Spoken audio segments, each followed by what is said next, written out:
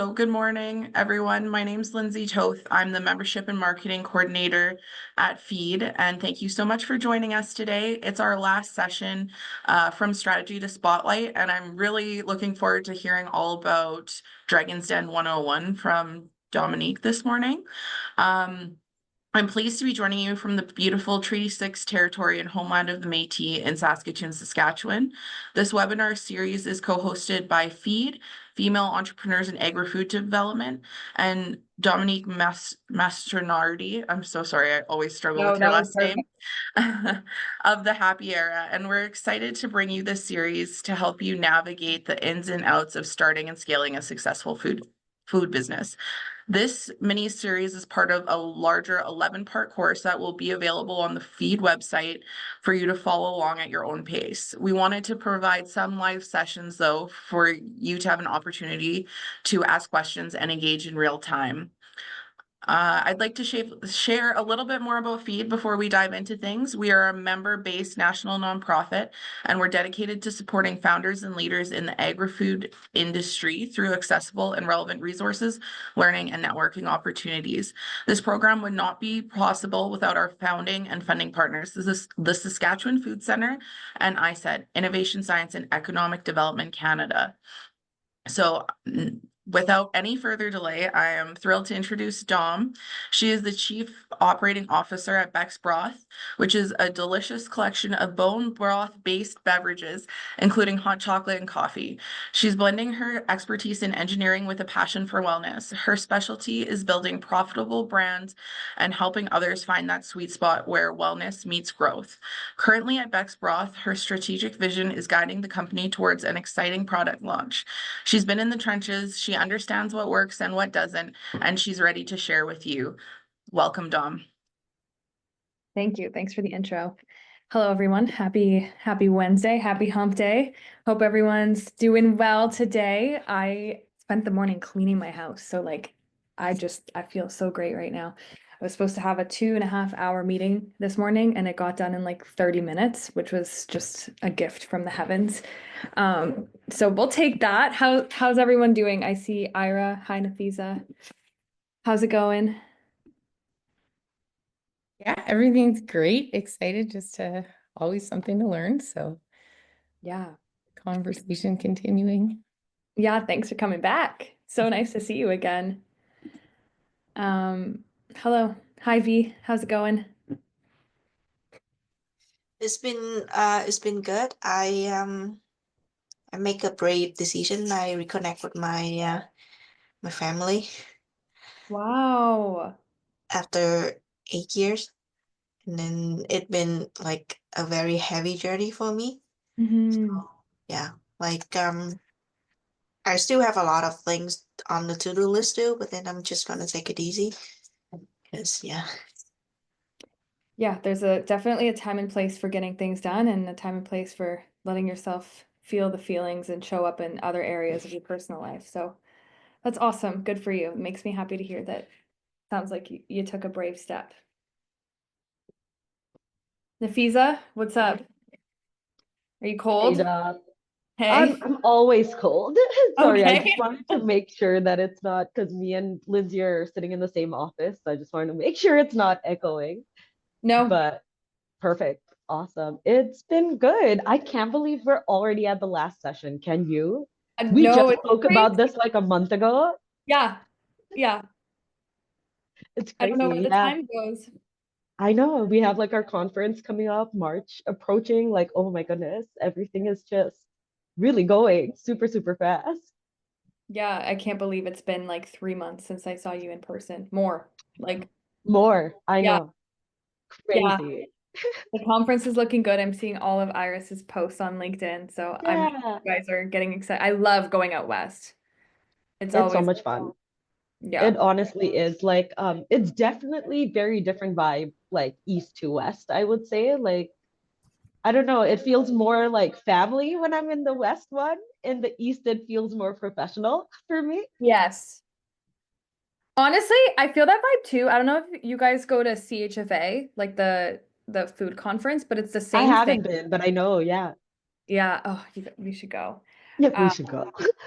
Toronto is like crazy, like with madness, and then you go out west and it's just like everyone just wants to like hang out and like have a So, yeah, so different. agreed. Yeah. Well, nice to see you. Hi too. everyone. Really excited for today. This is actually my first time getting to talk about my experience on Dragon's Den in a more formal setting. It's like and we'll talk about how I've used this in my personal and like professional development, but it's one of those topics about work that everyone cares about. Like I'll go to a bar with friends and that's all they want to talk about. And I'm like, guys, like I'm not working right now. Like let's talk about something else. But it's just one of those topics where everyone can relate to it and it's exciting. There's so much opportunity to be had. It's good marketing, whether or not you get on the show. And it does happen to be audition season right now. So this is actually super timely. OMG, this is the last session already. I know. There's lots of new pre-recorded videos that are going to be uploaded that I've just completed. So keep an eye out on the feed website if you haven't looked at it, you definitely should. Which conference? I think I missed that email. Is it open to feed members? Nafisa, do you know if it's open? I'm sorry for taking this time, Dom, but Oh. Ira, yes, it is. We have Table Talk conference on the first day. Also on the second and third day, if you can make it to Calgary, we'd be happy to sponsor a table for you, a trade table and your ticket for you. Yet, if you are also interested, I'm offering this to both of you. Reach back out to me. I'd be more than happy to get you connected and get this worked out, okay? I'll send over an email with all the information here in a little bit.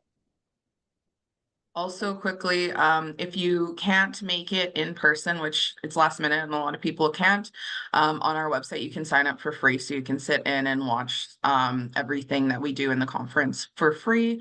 It's Sunday the 16th. So yeah, you can find more info on our website. I didn't know that. I'm like having FOMO that I'm not coming, so that's good to know that we can watch online. Cool.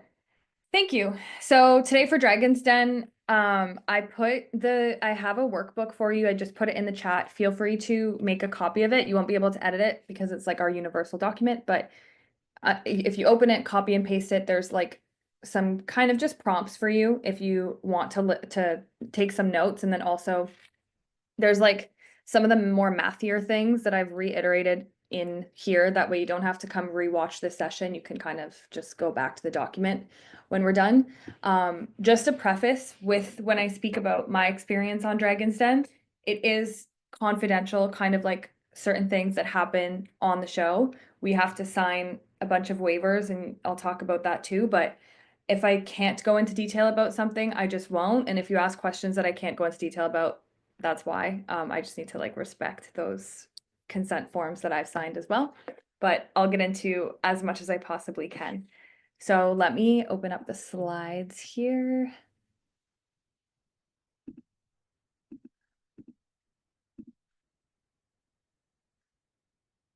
All right. Dragon's Den 101. Just going to get the chat open. If anyone has any questions throughout today, just like always, just feel free to unmute and ask away. So I'm not going to introduce myself because I know you, but I'm going to start with a story of how we got recruited onto the show. Beck and I were at a networking event almost a year ago today for like Women's Day, and we were just going through different rounds of tables, and just like I would go to one like section, she would go to another section, and every hour there was a different activity that we had to do. So I was in a finance hour and she was in just like a social break hour, and they just had to mingle. And she was talking to someone random about Beck's broth. And one of the producers for Dragon's Den happened to be in the room and overheard what she was talking about. And they liked what she said and approached her and just said, "Hey, I'm the producer for Dragon's Den Toronto. You should come audition for the show. Here's my card." And then Beck just like called me and we just like literally just screamed in the front foyer. And we were like, okay, I guess we're done for the day. Like we got our networking in. We just like went home, went out for like a little celebration with our friends. And at that point, we thought we were like on the show. We were just invited to audition, but we had a good relationship with the producer now. So we were like, okay, we're gonna go. So this is a picture of her right when we found out. And what was cool about that is apparently a lot of brands end up auditioning more than once before they get on the show.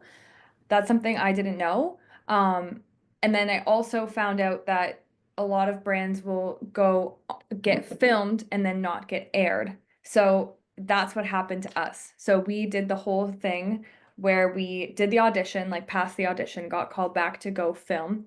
And then we went on and we filmed the show, and they basically told us you just need to wait like 6 months between like September and December, January of like this just past 2024.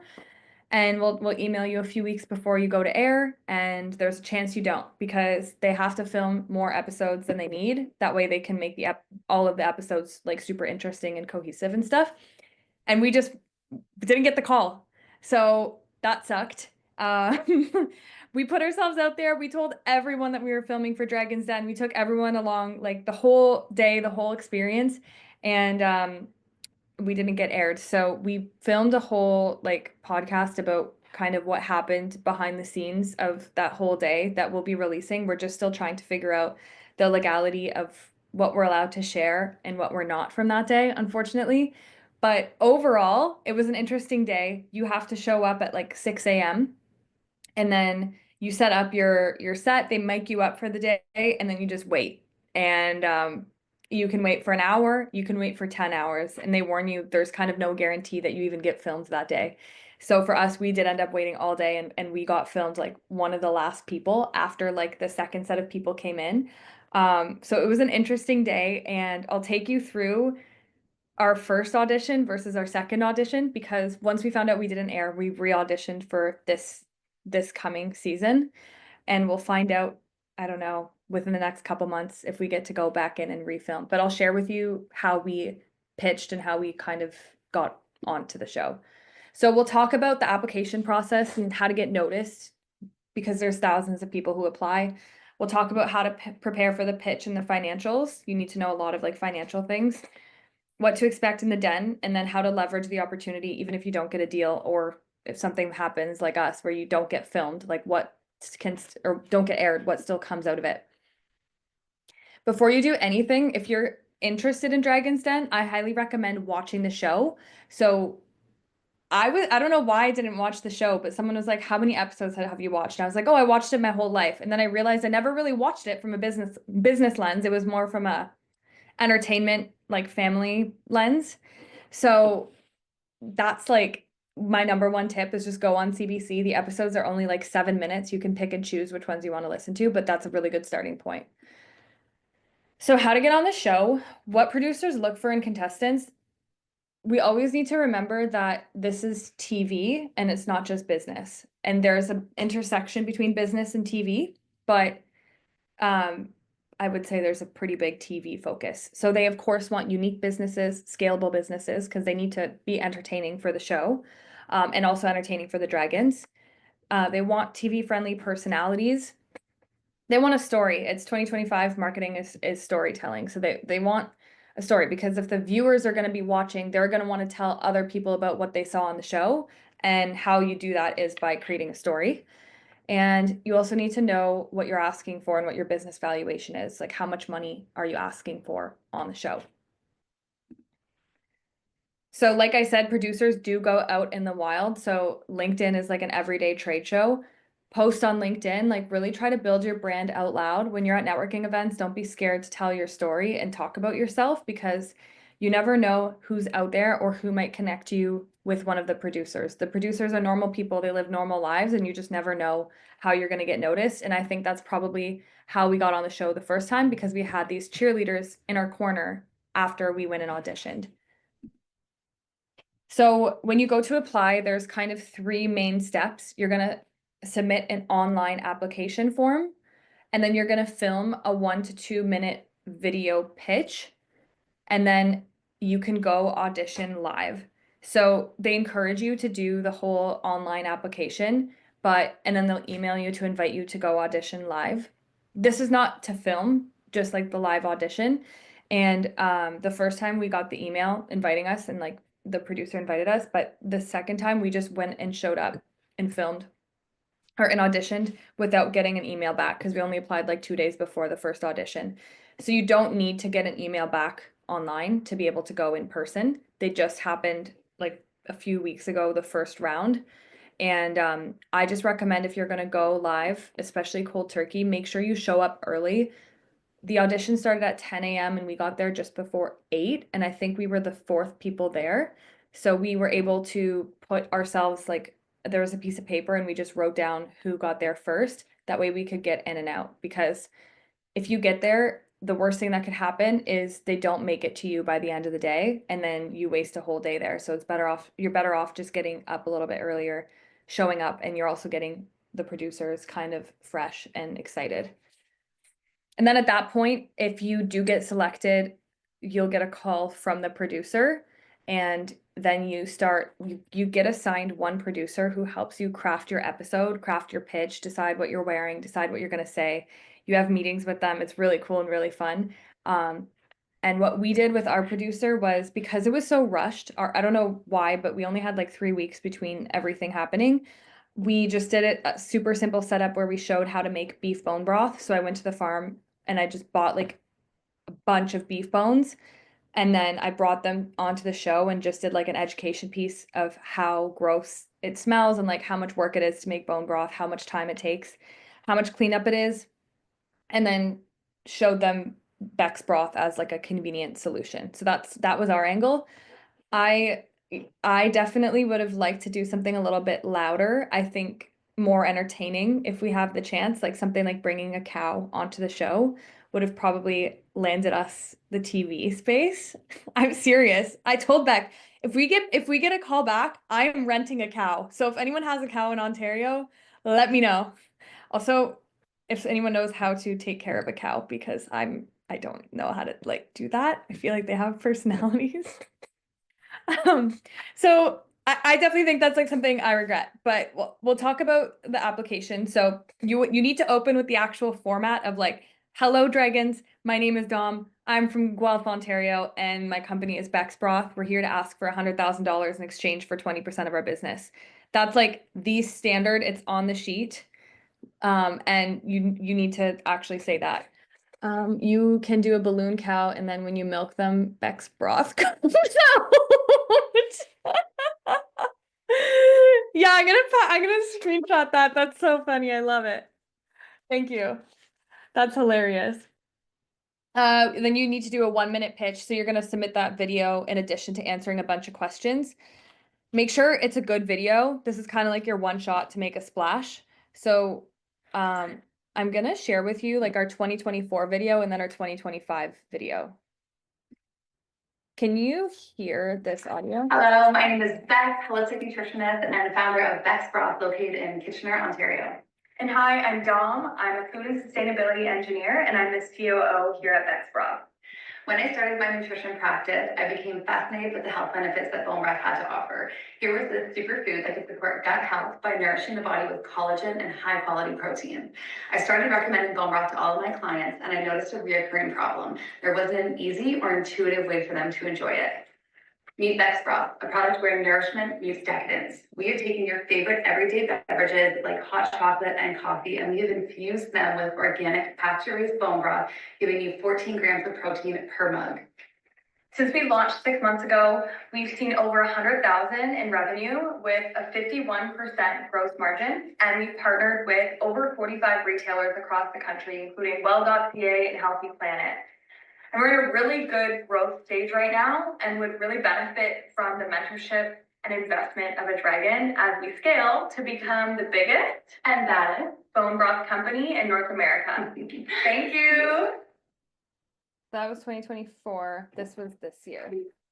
Hello, my name is Beck. I am the founder and CEO of Beck's Broth. And hi, I'm Dom. I'm the COO and I'm Beck's business partner. If you've been on TikTok lately, you know that bone broth hot chocolate is absolutely trending, which is why I'm so proud to say that we are the first to market with a bone broth hot chocolate, matcha, and coffee. We launched just over a year ago, and in the last year, we've done over $500,000 in sales. We have a 55% gross margin and a 40% returning customer rate. So we're having a lot of fun around here. And I am so proud to say that Truly, every single eye is on us in the industry right now. We are such a fast growing business, and we just look up to our network and community so much, like the Midday Squares and Bloom. And yeah. So at the end of the day, we know this is TV and we're ready to bring the fun. We are known in the industry as the girlies who wear the sparkly boots and giggle all the time. We're ready for you, dragons. We are excited. Thank you so much. So those are our two videos. As you can see, it goes without saying, we definitely have a lot more confidence this year. It was like one of my first times like ever making some kind of pitch for anything when we did the first video last year. I was pretty new to Beck's Broth. We had only really started the business in September, and this was filmed in like January, I think, or maybe at whatever. But even when we went to re-audition, the producer said, you just have so much more fun energy. And I think they just love to see our confidence and like us blossom as business owners, which that obviously comes with experience and growing the business and feeling more confident in what you're doing. But you guys are making me laugh in the chat. Um, it also comes with us putting ourselves out there. Like between these 2 years of pitches, there has been like we started a podcast. I started doing these videos with Feed. I've been doing way more keynote speaking. Like there's just been so much that I've been doing. We pitched on the show. So just rip the Band-Aid, put yourself out there and start practicing, because if you don't, you're not going to get better. Like if we didn't do this first video, or the 2025 video would have looked like it.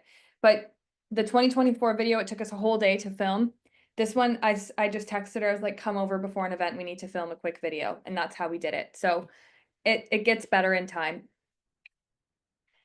And then there's like questions they're going to ask in the application. So they're going to ask you to, I'm just going to read this in the chat. Your personality came out so much more the second time around. It tells me a lot more about you and Beck as people. Totally agree, Lindsay or Nafisa, whoever you sent your both feed. Yeah, it's a huge change when you feel comfortable being yourself. Oh, hi, Lindsay. So yeah, I'm glad you felt that too. So describing your business idea in one sentence. If you need more help on this, I have like a grant writing workshop, and I go way into more into the weeds of like how to answer all of these questions. But these are just some questions you're going to need to answer. And what I would recommend doing is just writing them all, run it through AI, run it through ChatGPT, and just start iterating on these questions, because you're going to need them for basically everything you apply to. So describing your business idea, they're going to ask you what your business or product does. So you want to talk about pretty much what your product is, what your product differentiators are, and then more so what they care about is like how you make money, what traction you've had to date, and your future plans. So essentially, here's why my product is better than what's on the market.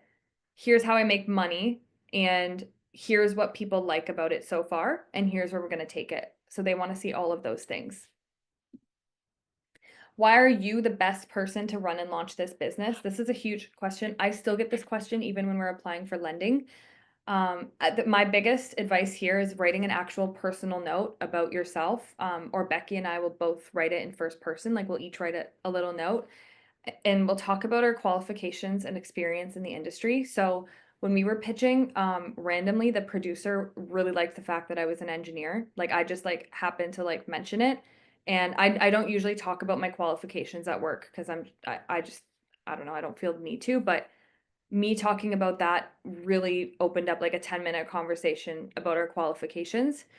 So talk about those, and then chat about your personality, ambition, and whatever makes you special. So in that note, don't be afraid to explain who you are, what you bring to the table as a personality, because I know you're like typing it, but you can talk about, hey, I like to have fun. I think I crack jokes. You can say all of those things about yourself as a person, in addition to all the things that give you credibility, whether it's your education, your experience in the industry, your mindset, whatever coaching you've had done. Those are all going to be credible things to add here. And then they're going to ask, what are your sales so far, if any? And then if possible, indicate revenue, profits, and dollar amounts, units sold, etc. So here's where you would include your sales, your gross margin or any kind of good juicy numbers that you have. We'll get into the numbers a little bit more, but just try to flex whatever you can. And even if your numbers aren't great, it doesn't really matter. Again, it's TV. I don't think it really matters. Obviously, the dragons get impressed when you have good numbers, but that's not the only reason you'll get on the show. Why did you start your business? What inspired the idea? Just make sure you give them a good story. They want a plot. Again, it's television. Don't tell them, hey, I make bone broth because there's not a lot of easy ways to drink bone broth and it tastes like meaty soup. So I make bone broth that tastes like hot chocolate. That's just like not interesting. It sounds very linear. You want to talk about the problem. Like sometimes when I talk about Beck's broth, I'll say, did you know that 2/3 of Canadians have gut health issues on a daily basis? And then I'll get into like, yes, it's bloating, gas, diarrhea. We all have it and no one talks about it. And here's what we're doing to help.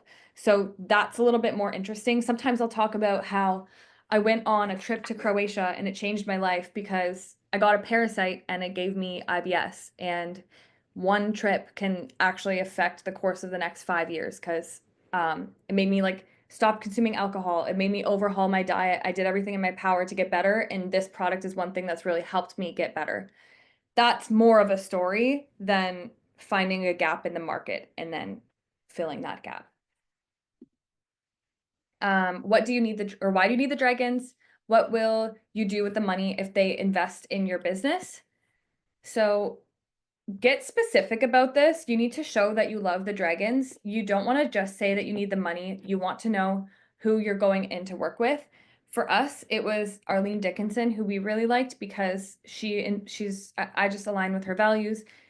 She's a woman. She cares about food and CPG. She's very well connected. Her portfolio is very aligned with ours. So go onto the show knowing who you want to work with. We were dumb and like there was a vegetarian and like this is how little research I did on the show. I didn't even know that one of the dragons was a vegetarian until the day of the show when I was pouring the samples.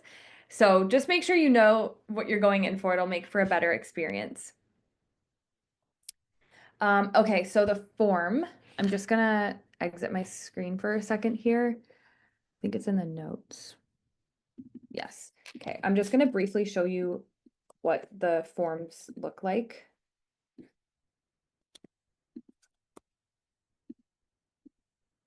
Can you still see my screen here? Yeah, okay. So apply for Dragon's Den season 2025. So here's a list of cities and dates. I don't know if they still where we're at right now. So Toronto was February 8th. What's the date? March 12th. Calgary was this weekend. London, March 20th. I don't know if anyone is in Ontario, but that's not too far. I don't think anyone here is in Ontario. Fredericton, St. John's, Toronto again. Anyway, it doesn't need to be this year, but just in case if you're interested, that's where you would find that. And then literally it's just like a web form that you would fill out. So you put in your name and then you go through all the questions that I just went through with you. And then you would upload your video here and they'll just ask you a bunch of questions. I didn't go through all of them, but I went through the ones that I think I get the most questions about. And there's a cheat sheet also, which outlines what the producers are looking for, what to check prior to auditions, what to bring to auditions, what to do when you arrive, and then the flow of the audition. The most important, I would say, is what the producers are looking for, which we already talked about, but just making sure you know what the opportunity is for the dragons, presented as a business opportunity to them, the story, your passion, what you would do with the money, and the fact that it's TV. So when we went and reapplied this year, we talked about what we would do on TV and how we would make it entertaining.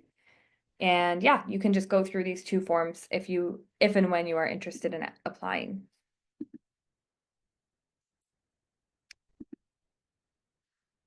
So just make sure you keep your energy high, your passion high, and make your ask and valuation clear up front. So we'll talk a little bit about how to do the valuation when we get into the table. Just speaking of some episodes that stood out to me, of course, I'm going to put the one with the cow. This is like Vodcow is a vodka company. I think they use the whey from the dairy and they turn it into vodka. So they take a waste product from the dairy industry. I think something with sugar in it, and they turn it into vodka, and they brought a cow on. So like that's funny and interesting. Okay, so what to expect in the den. One thing I didn't know, when you pitch, it's like 45 minutes and they edit it down to about like 7 minutes per episode. So they will take something you said here and something you said here and form it into a sentence. And you do have to sign a consent form that pretty much says, I'm pretty sure they can dub what you're like what's coming out of your mouth. Like they can do anything to what you say. And oftentimes on the show, they can take an answer to one question and replace it as an answer to a different question. So it's not just a straight shot episode. The dragons are TV personalities, so not just investors.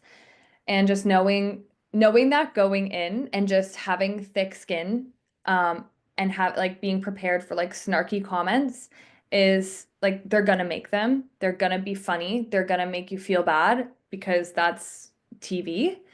And just expect tough questions. They're going to challenge you even if they like you. That's their job. They're investors. They need to keep it interesting. And that was our first time ever really getting challenged as a business. And I just remember my mom calling me quite a few times before we went on the show and just like ripping me apart with questions, because you need to learn how to like literally not cry when someone is ripping you apart. And I mean, as women, we're all on different parts of our cycle. There's so many factors that can affect the way that we respond to things emotionally, especially when it's your business, it's your baby. But just learning how to like collect myself, and not cry, or I don't know, have an emotional reaction. I can get a little snappy if people are starting to upset me too. So I was like trying to channel the snappier side because I thought that would go a little bit better for TV than getting like shutting down, of course. But everyone reacts differently. Preparing for it is important. Common challenges and how to handle them. Valuation pushback, you'll often see, oh, like how do you presume that the business, like 30% of the business is worth $200,000, and just having a really clear understanding of where you're getting those numbers from. Another thing is they interrupt. So apparently you're lucky if you make it through your pitch. Even when we went to the audition, we had our like 2-minute pitch ready to go, and they interrupted us so many times. Like we didn't make it through the whole 2 minutes. You're supposed to get 2 minutes and then you go into the next portion of it where it's a conversation, but again, you can't control them. And another thing that I learned is you kind of have to control the narrative on the show. So they're going to interrupt you and they're going to take the conversation where they want to go with it. And it's your job to pick that conversation back up and bring it back to where you want it. So you control the narrative. And if you don't control the narrative, they're going to control it and you're not going to get to say anything that you wanted to say. So literally just like picking them up and bringing them back into the conversation where you want it to be is something worth practicing. Now, Dragon saying no. I remember when we were filming the first time and we got our first no, I was just like, oh no, like this is the end. And I just like, I broke inside. And another one might still invest. That's why you need to watch the show to know the way that they operate. My friends just did an episode. I talk about them a little bit later, but they got like, not only did they get a no and then they got a deal with multiple dragons, but they ended up bringing a dragon back in. So they were like, oh, it was, so let me just, I think, okay, it's right here. Good Vibes Juice Company. They have like a shelf stable ginger shot line that they're based like near me. And they really wanted, I think it was Manjeet, and she was out first. And then Arlene and someone else went back in on a joint deal. And then they came back and they were like, actually, we want Manjeet and someone else on this deal, or we want the 3 of you on this deal, but we're not taking it if Manjeet doesn't come back in. And she did. So like, again, you have to control the direction of the conversation or they're going to literally control you and you're not going to get what you want out of the show. Now, say you get filmed and you don't get a deal. So everyone's out, which this does happen. I've had friends where they've had no deal and they've still aired. Millions will still see your pitch. It's a free marketing opportunity. And if you controlled the narrative in a way where you still made yourself look good, you were authentic and true to who you are, it's still marketing. It's still press. It's like when things go viral online, they're not always like going viral because people are giving them love in the comments. Like a lot of the times it's hate. And it's unfortunate, but any press is technically good press because there could just be someone watching who likes what you're doing, and that's all it takes for the next step. Someone, my brain, my memory sucks, but the producers were telling me about someone who got Chris Hadfield to invest in them from the previous episode or the previous season because he was ended up watching it and they didn't get a deal on the show, and then they got a deal with Chris Hadfield, which is crazy. If you know who that is, the astronaut. Okay, so now actually to talk about preparing your financials, there's a bunch of numbers that you kind of need to know, which are all laid out in this workbook, but total sales, so just like your top line sales, what are your total sales for the year? Gross margin is, if you heard me say that, that is your total sales minus your cost of goods sold. So if I made $10,000 this year and I spent $5,000 on ingredients and rent or anything to make my product, my gross margin is 50%.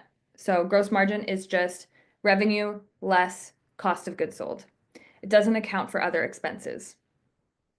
Net profit margin does account for other expenses. So you would take your net profit, which is your revenue minus all of your expenses, which includes cost of goods sold, rent, bookkeeping, any overhead expenses that you have for your business. At the end of that, what is your net profit margin? A lot of startups, they don't have a net profit margin. Sometimes like you're running negative at the beginning, especially when you're starting up and you have a bunch of startup costs. So if that's the case for you, you can just say we expect to be profitable by X month because this is what we're doing. If you're not profitable yet, that's okay. For us, we were lucky enough to operate kind of on a break-even model, and people like to hear that. So we just said we're operating on a break-even model. We expect to draw a profit by the end of 2024. So that's how we framed it. I'm just reading. There was a company doing boba tea. They got a deal but upset Simon and started a whole cultural. Yes, I did see that. Yeah, that was an interesting episode. I really found it interesting watching Simu Liu on the show. I thought he brought a really different perspective than what I've seen. He was there the day that we were filming. So well, first of all, I thought it was the coolest thing in the world. I was like, oh my God. What was the guy? No, I was gonna say Spider-Man. He's like in that Marvel movie. That's what I know him from. Shang-Chi. And I was just like, this is great. Like a TV superstar. But yeah, it's been interesting seeing the different perspectives being brought onto the show. So this is just examples. If you need them, I'm not going to go through them here, but you have them if you need them. Costs and overheads. So when you're doing your cost of goods sold, it's your product and your rent and your shipping. So make sure you're including your shipping. Another way they asked about overhead costs is what's your monthly burn? So what do you need to spend to keep the lights on in the business? That one, we just calculated like the cost of like our salaries, our website fees, our insurance, our bookkeeping, whatever it might be. Sales, they'll ask for your AOV, your average order value, and that's where you take your total number of sales and you divide it by your total number of orders to get the average dollar value of your order. Units sold to date, just number of units sold. And then customer acquisition and lifetime value. Customer acquisition cost is what it costs you to get a new customer. The way that we calculated it was we took our total marketing spend in our books and we divided it by the total number of customers that we have on our Shopify store. And it ended up working out to $26 per customer. That's how we did it. I don't think that's the only way to do it. You could probably get more granular and only account for certain marketing expenses that are to generate new leads, but our CAC was low enough that we just did it that way. LTV, which is lifetime value, is the total amount a customer will spend in their life on your product. So for example, if you're selling a mattress, the LTV is probably going to be like 2 mattresses in their lifetime, probably just one. It depends how, I don't know. I've only ever bought one mattress. But for us, for example, let's say the average order value is $100 and they order 12 times a year for 5 years, the LTV of a customer would be $6,000. And the way that I usually frame that is like our annual value of a customer is over $1,000. That's how I typically frame it. Growth and scaling. They want to know about the size of your market. I teach extensively about this in my pitching workshop, but a little bit of research to understand what is going on in the industry. That's why, like, if you heard Beck say, if you're on TikTok, you would know that bone broth is going viral. That was our kind of human, easy to digest way of saying the industry is growing. And then also you want to know, if you scale, what your cost of goods sold will turn into. So how are you going to become more efficient and profitable as a business? If you get the money, what are you going to do with it? So some typical things that people spend money on is R&D, research and development. That's one that I try to use on every single grant application I'm doing, because it's just like a sexy word that people want to know you're doing new activities. Marketing, obviously, especially certain dragons care about marketing. You can spend it on machinery, turning you more efficient, bringing down your COGS. But at the end of the day, whatever you're spending the money on, you just want to make sure that you can communicate the tangible, quantifiable impact that it's going to have on your business's top and bottom line. So what are these activities going to do to grow your business in a profitable manner? Make sure you answer that question when you're thinking about what you want to do with the funds. Valuation. Okay. This one, valuation is an art. Typically in CPG, it's your total sales multiplied by an industry multiplier. That's the way I've seen it. There's a bunch of ways you can value your company. Some people will do it by EBITDA, so earnings before all of your expenses. That would be like your EBITDA would be on your P&L, what your total profit is for the year after you've removed all of the expenses other than like depreciation and stuff like that. Typically in like ag and farming, evaluations are more so based on that, because they want to see that you have a profitable business from basically the beginning. They want to see that your business is causing you income, because if you have a farm, you're doing that right now to make money right now. Like, but in CPG, the other side of evaluation is a brand, which has a less quantifiable, like it's a less quantifiable asset. And typically CPG companies are scaling to get acquired. And when you get acquired, say someone like Coca-Cola were to acquire you, they care a little bit less about your bottom line, because they have efficient infrastructure that they can implement into your business. So they can increase your profitability. That's something they can do. They can't create a brand from scratch the way that you have. So they're buying your brand. So from what I've learned, typically it's your top line times an industry multiplier. That is industry specific. I can tell you 8 to 9, you're going to have to figure that out for yourself. The way that we did it was pretty much that. So our total sales at the time were 200,000 and we valued ourselves at 2 million, and we didn't get any pushback. So that's kind of in line with what I just talked about. This is a very, very nuanced topic. It's an art, not a science. I'm sure Nafisa knows a lot more about it than I do, like just doing all of your investment training. But watch more episodes, see what other people are doing, and find a number that you feel that you can justify based on the brand that you've created. And then make a one-pager and study. So this whole workbook that I gave you, I would really fill this out and study it. Like when I did this, I shared it with Becky and I made her memorize everything on this sheet. Justify being a very important word. Yes. On valuation, if you can't back up why you're pulling that number out, like you're gonna get reamed apart. So definitely need to be able to justify it.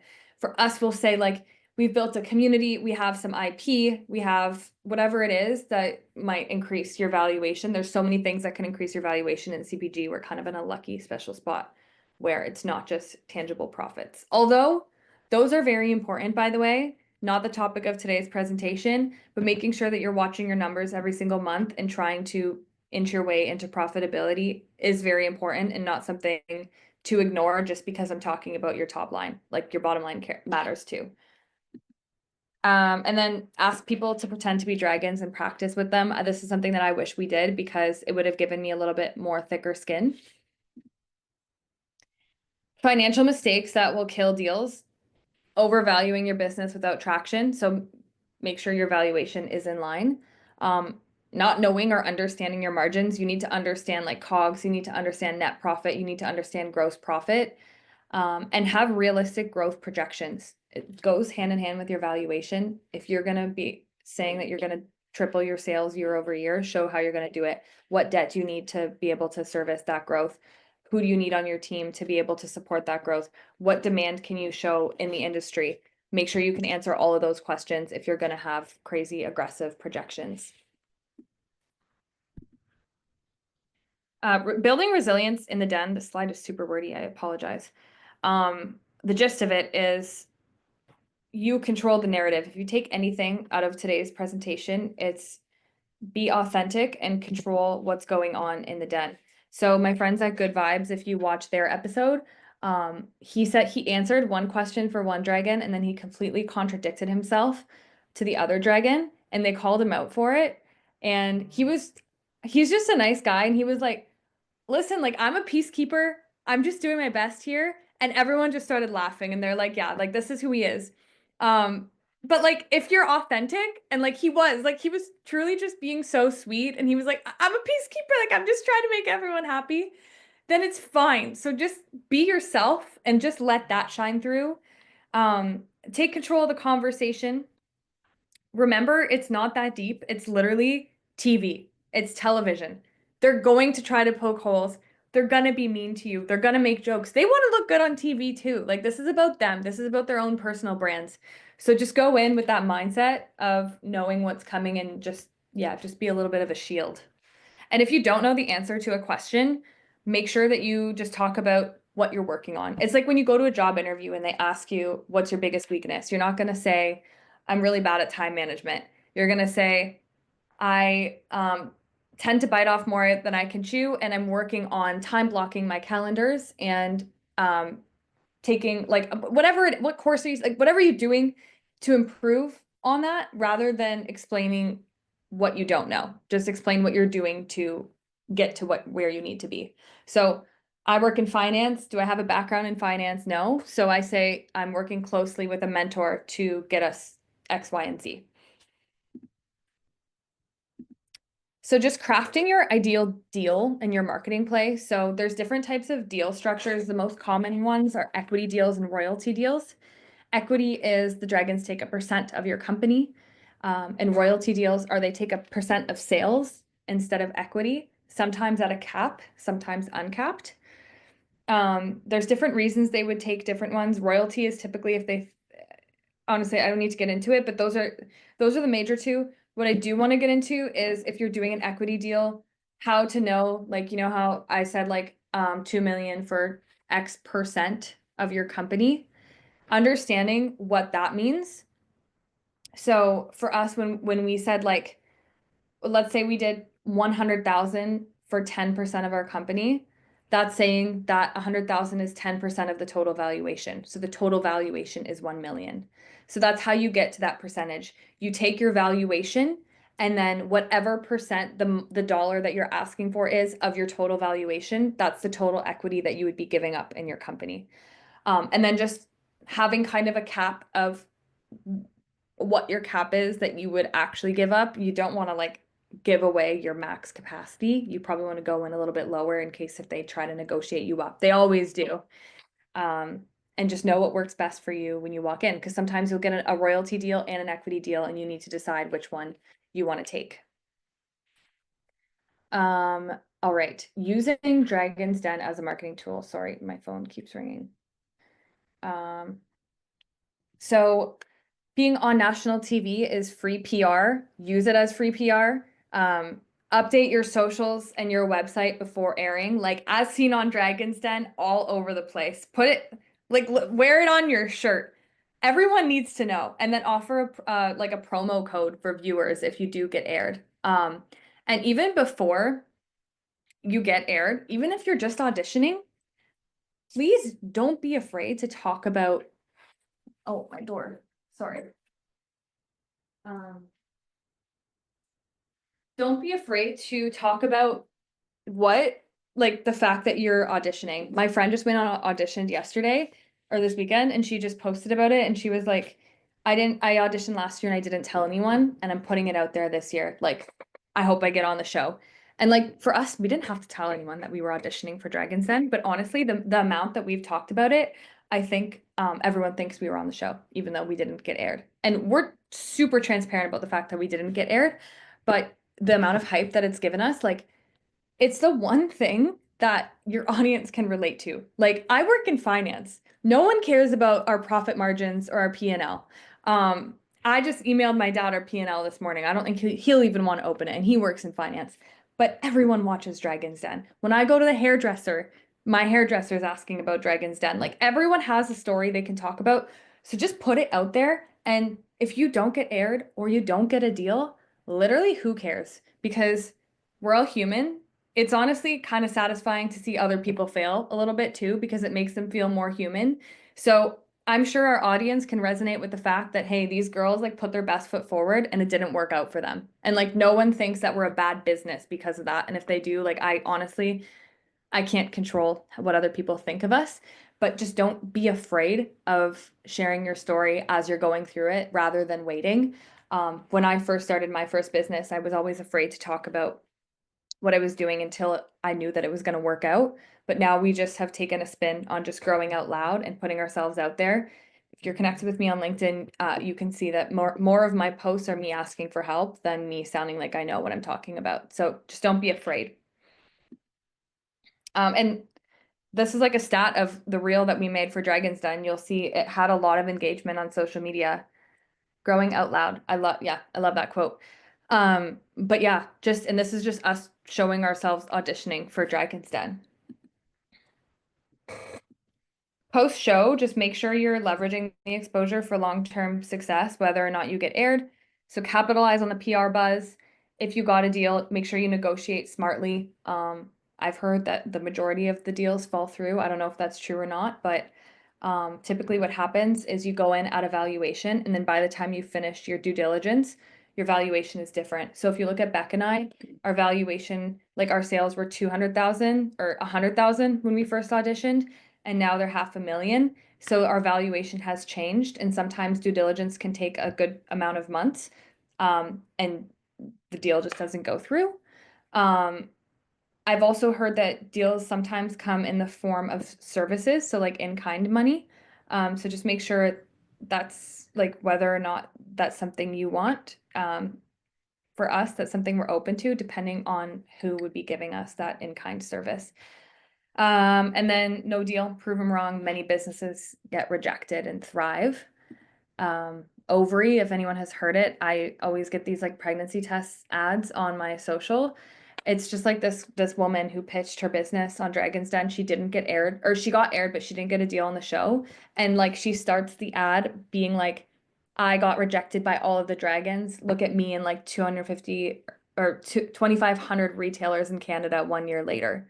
And how do I know about her? Because she was vulnerable talking about her quote unquote failures. Ring apparently didn't get a deal on the show. Ring doorbell, if anyone knows who that is. And I'm sure that whoever said no to them is definitely regretting that decision now. Kodiak cakes, just because I'm close to this industry, they have like a pancake mix. And this was on Shark Tank, but none of the sharks agreed with the valuation, hence one of my warnings. But the company generates over $150 million in sales and has like an awesome product lineup that's internationally distributed. So don't be discouraged. Everyone's kind of on their own timeline of success. Scrub Daddy was yes. I think you're right, Nafisa, that Scrub Daddy didn't get a deal.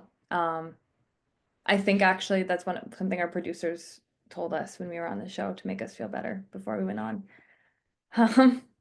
So yeah, if anyone wants to watch this reel, I don't think we have time to play it now, but we just had like one of our brand girls come with us for the day, and she just filmed, and we got like little clips as much as we could, and that's kind of the story we built around Dragon's Den. And then a recap. So it's more than business, it's TV. Make sure you go in knowing it's TV, and that means bringing the fun, but then also having thick skin.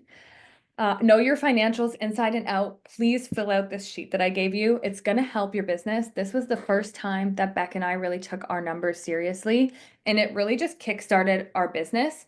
A lot of people say that Dragon's Den is what kickstarts them into taking themselves seriously, and I genuinely agree because it's the first time you really sit down and understand all of your numbers, and then you have tangible numbers to track. Stay resilient, so you control the narrative, and make sure you leverage the exposure and talk about it even before you know whether or not you were successful. Thank you. That's all I got for you. We have a couple minutes for questions if anyone has any. I have a few questions. So Yeah. for the setup in the Dragon Den, would they make the setup for you, or how would you do it? When you're actually on the show filming, Yeah. they have like a bunch of tables, like every single table size you could ask for. And then you just tell them what you're bringing, and then they have a crew that morning that gives you all the tables that you need to do your setup. Oh, But so you, the day we were there, there was people with like pretty elaborate setups. Like someone was like making a dining table of 20 people that they brought onto the den. Another person had like she had like a weight loss product, and she had 20 people like follow her in with signs of like how many pounds they lost. So someone was playing a sport on the show. They kind of have like whatever you want to do, they'll help you set up, but you don't have to bring in any of the big heavy stuff.